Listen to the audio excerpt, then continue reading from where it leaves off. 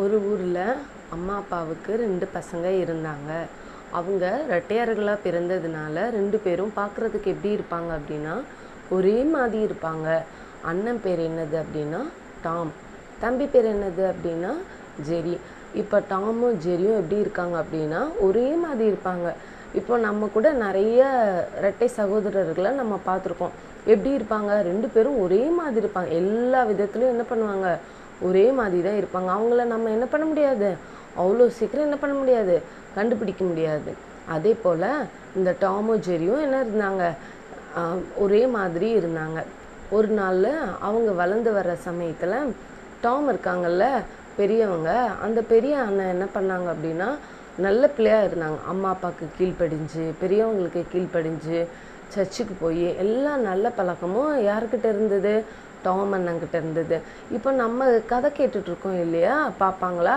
இப்போ உங்ககிட்டயும் நல்ல குணங்கள் இருக்குல்ல. அதே போல் ஜெரி தம்பி இருக்கான்ல, ஜெரி தம்பிக்குள்ள அப்படியே ஆப்போசிட் அப்படின்னு என்னது, அண்ணனுக்கு எதிர்மறையாக தம்பி என்னவா இருந்தார், எல்லா தப்பும் செஞ்சிட்டு இருந்தார். சரியாக ஸ்கூலுக்கு போக மாட்டாங்க, நல்லா படிக்க மாட்டாங்க, அம்மா அப்பா பேச்சு கேட்க மாட்டாங்க. எப்போவுமே வீட்டில் கடைசி பிள்ளையாக இருந்தால் என்ன பண்ணுவாங்க, ரொம்ப செல்லம் கொடுப்பாங்க. என்ன பண்ணுவாங்க, நிறைய சாப்பிட்றதுக்கு வாங்கி கொடுப்பாங்க. நம்ம என்னென்னலாம் கேட்குறோமோ அது எல்லாமே என்ன பண்ணுவாங்க. அப்படி தானே பாப்பா? நீங்கள் பார்க்குற உங்களுக்கு தெரியும் இல்லையா? இப்போ நீங்களே உங்கள் வீட்டில் கடைசி பாப்பாவாக இருந்தீங்க அப்படின்னா நீங்கள் கேட்குறதெல்லாம் என்ன பண்ணுவாங்க, அம்மா அப்பா என்ன பண்ணுவாங்க, கண்டிப்பாக என்ன பண்ணுவாங்க, செய்வாங்க. ஏன்னா நீங்கள் செல்ல பிள்ளைங்க. அதே போல் அந்த ஜெரி தம்பியும் வீட்டில் எல்லாருக்கும் என்னவா இருந்தார், செல்லமாக இருந்தாங்க. ஒரு நாள் பார்த்துக்கிட்டிங்களா என்னாச்சு அப்படின்னா, டாம் அண்ணன் என்ன பண்ணாங்க, நல்ல பிள்ளையாக படித்து என்ன பண்ணாங்க, நல்ல வேலை செஞ்சு ஒரு பெரிய உத்தியோகத்துக்கு வந்தாங்க. ஆனால் இந்த ஜெரி இருக்காங்கல்ல, ஜெரி என்ன பண்ணாங்கன்னா சரியாகவே ஸ்கூலுக்கு போகலன்னு சொன்னால, அப்புறம் எப்படி பாஸ் பண்ண முடியும், ஃபெயில் ஆனதுனால அவங்க என்ன பண்ணாங்க, வேற ஒரு தொழில் செய்கிறேன் அப்படின்னு சொல்லிட்டு என்ன பண்ணாங்க, தொழில் செய்ய ஆரம்பித்தாங்க. ஆனால் இந்த டாமன் என்ன பண்ணாங்க, நல்லா படித்து என்ன பண்ணாங்க, பெரிய வேலையில் இருந்தாங்க. ஏன் இருந்தாங்க அப்படின்னா, அவங்க சின்ன வயசுலேருந்தே ஏசப்பாவுக்கு பயப்பட்டதுனால, நல்லா படித்ததுனால ஏசப்பா என்ன பண்ணாங்க, மேலே கொண்டு போயிட்டாங்க. நீங்கள் கூட ஏசப்பாவுக்கு பயப்பட்டீங்கன்னா, அம்மா அப்பாவுக்கு பயப்பட்டீங்கன்னா ஏசப்பா என்ன பண்ணுவாங்க, உங்களை உயர்ந்த இடத்துல வைப்பாங்க. சரியா? அதே போல் இந்த தம்பி வியாபாரம் பண்ணுறேன்னு சொன்னாங்களே, அவங்க என்ன வியாபாரம் பண்ணாங்க தெரியுமா, எல்லாமே திருட்டு வேலை. என்ன வேலை, திருட்டு வேலை அப்படின்னா, இப்போ நிறைய பேர் வேலை இல்லாதவங்களாம் என்ன பண்ணுவாங்க, கட்ட பஞ்சாயத்து சொல்லுவாங்க இல்லையா, அதே போல் எல்லாரையும் அடிச்சுக்கிட்டு மிரட்டிக்கிட்டு என்ன அவங்கள ஏமாற்றி என்ன பண்ணிட்டு பணம் வாங்கிட்டு இருந்தாங்க. இதுதான் அவங்க என்ன சொன்னாங்க, இது ஏன் தொழில் அப்படின்னு சொல்லிட்டு இருந்தாங்க. அப்போது இந்த ஜெரி அண்ணனை கேட்குறதுக்கு யாருமே இல்லை. டாம் அண்ணன் சொல்லுவாங்க, இங்கே பாரு தம்பி, நீ இப்படி பண்ணுறதுலாம் நல்லது இல்லைப்பா, நல்ல பிள்ளையாக நடந்துக்கோ, ஏசப்பா நல்ல பிள்ளைங்களுக்கு எப்போவுமே துணையாக இருப்பாங்க, கெட்ட பிள்ளைங்களுக்கு துணையாக இருக்க மாட்டாங்கன்னு சொல்லுவாங்க. நீ படிச்சுட்டேன்னு ரொம்ப பண்ணாத அப்படின்னு அண்ணனை என்ன பண்ணிடுவாங்க, ஜெரி திட்டிடுவாங்க. அப்படி இருந்தாலும் ஒவ்வொரு நாளும் டாம் அண்ணன் என்ன பண்ணுவாங்க, தம்பியை பார்க்குறப்பெல்லாம் சொல்லுவாங்க, இப்படி பண்ணக்கூடாது பண்ண. ஆனால் ஜெரி தம்பியோட அட்டகாசம் எப்படின்னா, நாளுக்கு நாள் ரொம்ப போய்கிட்டே இருந்தது. ஒரு நாள் என்ன பண்ணாங்க அப்படின்னா, கொலை பண்ணிட்டாங்க. கொலை பண்ணோன்னா என்ன பண்ணுவாங்க, போலீஸ் வருவாங்க, பிடிச்சிட்டு போவாங்க இல்லை. அதே போல் ஒரு நாள் போலீஸ் வந்து பிடிச்சிட்டு போயிட்டாங்க. அப்போ ஜெரியன் என்ன பண்ணாங்க, நான் இந்த கொலை செய்யலை அப்படின்னு ஏமாற்றிட்டு என்ன வந்துட்டாங்க, போலீஸ்லேருந்து வெளியே வந்துட்டாங்க. அப்போ ஒரு தடவை கொலை செஞ்சதுனால அடுத்த தடவை கொலை செய்கிறதுக்கு அவங்களுக்கு எப்படி இருக்கும், மனசில் நல்ல தைரியம் வந்திருக்கும். அப்படியே அந்த ஜெரி தம்பி என்ன பண்ணான்னா, ஒவ்வொரு கொலையாக செஞ்சு நிறைய கொலை செஞ்சுட்டாங்களாம். ஒரு நாள் போலீஸில் என்ன பண்ணாங்க, இவரை கண்டிப்பாக பிடிச்சி என்ன பண்ணணும், இவங்களுக்கு இந்த ஜெரி தம்பிக்கு சரியான தண்டனை கொடுக்கணும் அப்படின்னு சொல்லிட்டு போலீஸ் என்ன பண்ணிட்டாங்க, ஆர்டர் கொடுத்துட்டாங்களாம். அப்போ டாம் அண்ணனுக்கு என்னவா இருந்ததா, கஷ்டமாக இருந்ததா. என்னதான் இருந்தாலும் தம்பி இல்லையா, இப்போ நம்ம கூட பிறந்த தம்பிக்கு ஏதாவது ஆபத்துனா நம்மளுக்கு கஷ்டமாக இருக்கும்ல. அதே போல் டாம் அண்ணனுக்கும் என்னவா இருந்தது, கஷ்டமாக இருந்ததுதான். ஜெரி தம்பிக்கிட்ட சொல்லுவாங்க, தம்பி இப்படி பண்ணாதப்பா, உன்னை போலீஸ் நான் பார்த்துக்கிறேன், நீ உன் வேலையை பாருன்னு எடுத்து பேசிட்டு போயிடுவாங்க. அப்படி ஒரு நாள் இருக்கிறப்போ போலீஸ் கையும் களவுமா ஜெரி தம்பியை என்ன பண்ணிட்டாங்க, பிடிச்சிட்டு போயிட்டாங்க.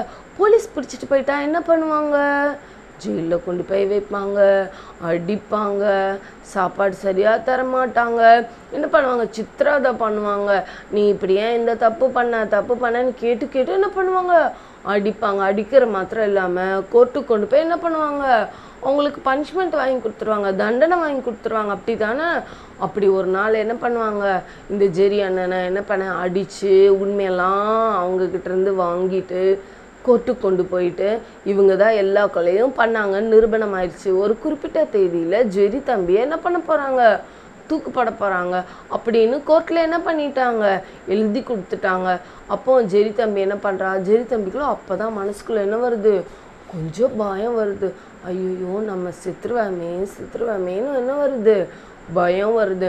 இருந்தாலும் என்ன பண்ணுறான், அதை காமிச்சிக்காம அப்படியே தைரியமாக இருக்க மாதிரி இருந்துக்கிறான். ஒரு நாள் என்ன ஆச்சு அப்படின்னா, போலீஸ்காரங்கள்லாம் தூங்கிட்டு இருக்கிறப்போ நைஸாக ஜெரி தம்பி என்ன பண்ணுறான், ஜெயிலேருந்து தப்பி ஓடி வந்துடுறான். எங்கே ஓடி வந்துடுறான், வீட்டுக்கு ஓடி வந்துடுறான். வீட்டில் யார் இருக்கான், டாம் அண்ணா இருக்காங்க இல்லை, வீட்டில் ஓடி வந்து என்ன பண்ணிடுறான், ஒளிஞ்சிக்கிறான். ஒளிஞ்சோடனே என்னாச்சு, போலீஸ்காரங்க என்ன பண்ணாங்க, ஐயோ ஜெய் தம்பியை காணுமே அப்படின்னு சொல்லிட்டு கடகடன்னு காலையில் வந்து வீட்டுக்கு வந்து, டேய் எங்கே வந்தா, இங்கே நீ வீட்டுக்கு ஓடி வந்துட்டியா, வீட்டுக்கு வந்தால் உன்னை விட்டுருவோமா அப்படின்னு சொல்லிட்டு என்ன பண்ணாங்க, அடித்து கூட்டிகிட்டு வந்துட்டாங்க. இப்போ என்ன நடந்தது அப்படின்னா, டாம் அண்ணனும் ஜெரி தம்பியும் ஒரே மாதிரி இருக்கிறதுனால அன்னைக்கு காலையில் வெளியே வந்தது டாம் அண்ணன் அடையாளம் தெரியாமல் ஜெரி தம்பின்னு என்ன பண்ணாங்க, அடித்து ஜெயிலுக்கு என்ன பண்ணிட்டாங்க, கூட்டிகிட்டு வந்துட்டாங்க. நாளைக்கு என்ன பண்ண போகிறாங்க, ஜெரி தம்பிக்கு தூக்குன்னு அந்த நாள் வந்துடும். நாளைக்கு வந்தோடனே இப்போ ஜெயிலில் யார் இருக்கான், டாம் அண்ணன் தானே இருக்காங்க. ஜெரி தம்பிக்கு மனசெல்லாம் கஷ்டமாக இருக்கும். ஐயோ தப்பு பண்ணது நானாச்சே, எல்லாரையும் கொலை பண்ணது நானாச்சே, அண்ணன் ஒன்றுமே செய்யலையா, அண்ணா சாவக்கூடாதுன்னு குடுன்னு ஓடி போய், அண்ணா நான் உண்மையை ஒத்துக்கிறேன், நீ என்ன பண்ண, நீ நல்லவன், நீ எந்த தப்பும் செய்யலை, நீ வீட்டுக்கு வந்துடு, நான் வேணா உனக்கு நான் போய் என்ன பண்ணுறேன், நான் தானே தப்பு செஞ்சேன், நான் தானே கொலை செஞ்சேன், நானே போய் தூக்கு தண்டனை வாங்கிக்கிறேன் அப்படின்னு என்ன பண்ணுவான், ஜெரி தம்பி அழுவான். அப்போ டாம் அண்ணா சொல்லுவாங்க, பரவாயில்ல தம்பி, இப்போமாவது நீ திருந்துறதுக்கு நீ எனக்கு சான்ஸ் கொடுத்த, உனக்காக நான் என்ன பண்ணுறேன், தூக்கில் தொங்கிறேன், இனிமேல் நீ என்ன பண்ணக்கூடாது, தப்பு செய்யாமல் நல்ல பையனாக நீ இருக்கணும் சரியா அப்படின்ட்டு டாம் அண்ணன் ஜெரி தம்பியை என்ன பண்ணிடுவாங்க, வீட்டுக்கு அனுப்பிச்சிருவாங்க. அதே போல் குறிப்பிட்ட நாளில் டாம் அண்ணனை என்ன பண்ணிடுவாங்க, தூக்கில் போட்டுருவாங்க. அதுக்கப்புறம் ஜெரி தம்பி என்ன பண்ணான் அப்படின்னா, நம்மளுக்காக எந்த தப்புமே செய்யாத நம்ம அண்ணன் செத்துட்டாரு, அப்போ இனிமேல் நம்மளுக்கு என்ன இல்லை, எந்த தவறும் நம்ம செய்யக்கூடாது, அண்ணனை போலயே நம்ம நல்ல பிள்ளையாக இருக்கணும், பெரியவங்களை மதித்து நடக்கணும், ஏசப்பாக்கு பயந்து நடக்கணும்னு ஒரு தீர்மானத்தோட ஜெரியன் என்ன பண்ணாங்க, வாழ்க்கையை என்ன பண்ணாங்க, தொடர்ந்து நடத்துனாங்க. இதை கேட்குற குட்டி பாப்பாங்களா, இங்கே பாருங்கள், தம்பிக்காக தப்பு செஞ்ச ஜெரி தம்பிக்காக டாம் அண்ணன் என்ன பண்ணாங்க, உயிரை கொடுத்தாங்க. அது போல் நம்ம கூட குட்டி குட்டி தப்பு செய்கிறோம் இல்லையா, என்ன பண்ணுறோம், பக்கத்தில் இருக்க பிள்ளைங்களுடைய பென்சில் எடுத்துடுறோம், பக்கத்தில் எங்கேயாவது வீட்டில் வெளியே போகிறப்போ ஏதாவது பொருள் இருந்ததுன்னா என்ன பண்ணிடுறோம், எடுத்துகிட்டு வந்துடுறோம். அம்மா அப்பா ஏதாவது சொன்னாங்க அப்படின்னா கேட்க மாட்டேங்கிறோம், அம்மா அப்பாவை எதிர்த்து பேசுகிறோம், அப்படியெல்லாம் தப்பு பண்ணுறோம்ல. அப்படி நம்ம நிறையா தப்பு செஞ்சுருக்கோம்ல. ஆனால் நம்ம எல்லா தப்பையும் ஏசப்பா கணக்கு பார்க்காம ஏசப்பா நம்மளுக்காக என்ன பண்ணாங்க, சிலுவையில மறிச்சாங்க. ஏசப்பா நம்மளுக்காக சிலுவையில மறிச்சதுனால தான் நம்மளுடைய பாவங்கள்லாம் மன்னிக்கப்பட்டுச்சு.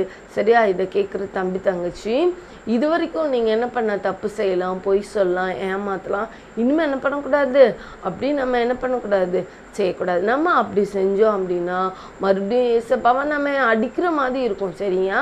இனிமேல் அந்த மாதிரி தவறெல்லாம் செய்யாமல் நல்ல பிள்ளையாக வாழணும். சரியா? அந்த மாதிரி நீங்கள் நல்ல தீர்மானம் எடுக்கணும். சரியா? இப்போ ஒரு வசனம் கற்றுக்கலாமா? யோவான் 3ஆம் அதிகாரம் 16ஆம் வசனம். எல்லாம் சொல்லுங்க பார்க்கலாம். யோவான் 3ஆம் அதிகாரம் 16ஆம் வசனம். வசனம் கற்றுக்கலாமா? நான் சொல்ல நீங்கள் திரும்பி சொல்கிறீங்களா?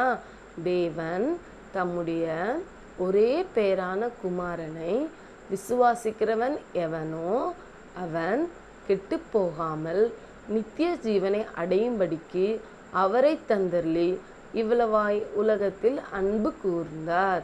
சரியா? நீங்கள் படிக்கிறீங்களா? நல்ல பிள்ளையா தீர்மானம் எடுத்து வாழ ஏசப்பாக்கு என்ன பண்ணணும்? ஒப்பு கொடுக்கணும். சரியா?